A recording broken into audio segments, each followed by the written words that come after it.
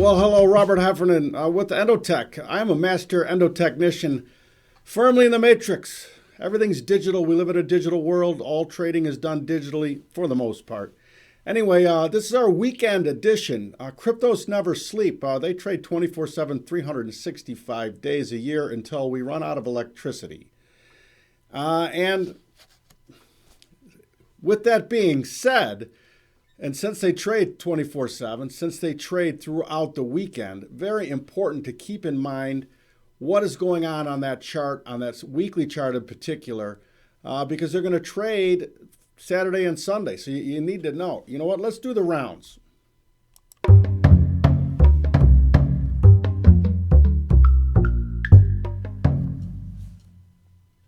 Doing the rounds, my chance to talk about something that I've seen, a headline, maybe a tweet or something. Anyway, I want to go back to my weekly segment when I talked about this headline and how important it is just to trade the chart. All right, so looking at that gold chart, it looked a lot better than the Bitcoin chart on the monthly. Unfortunately for the gold bulls, not able to hold its monthly up momentum level at 1473. They've traded through that. When the gold turned around on the daily chart and on the shorter term charts, I punted on. I was actually long gold, and now I am short gold. And that's what I mean about this headline. Who cares at the end of the day what something looks like at the end of the year if you've gotten killed on the trade throughout the year? That's all I'm saying.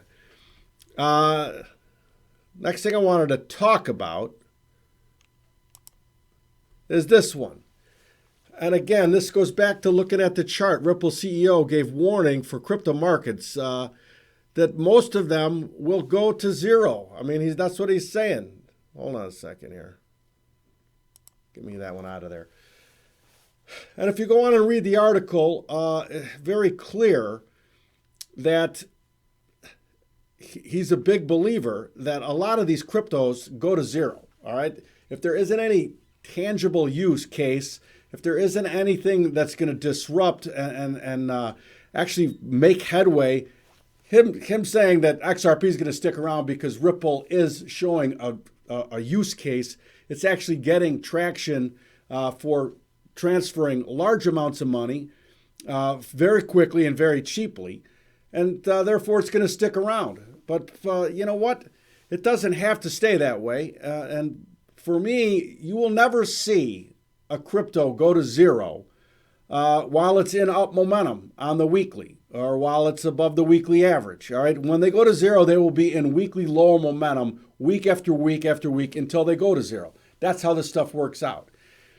Anyway, that's what I'm seeing with this headline. And I've been talking about this for a long time, that at the end of the day, the use case has to be, it has to happen, right? You need a use case in order to give anything value long term. All right, listen, let's take the vitals. And actually, I just want to recap here on the vitals.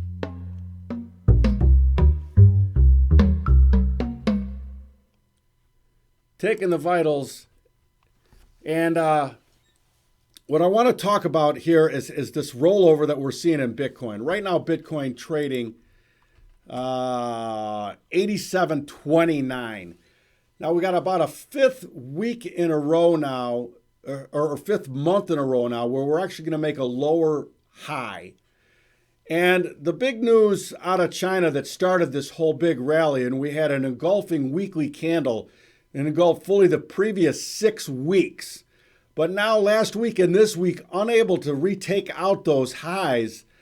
And for me, it looks like we will go test this 85.54 weekly lower momentum. Think about that. We're still toying with and trading around the weekly lower momentum level, 85.54. Right now trading 87.35.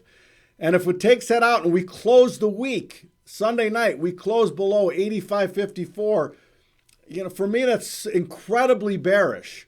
And the next stop looks to be that monthly average level at $7,090.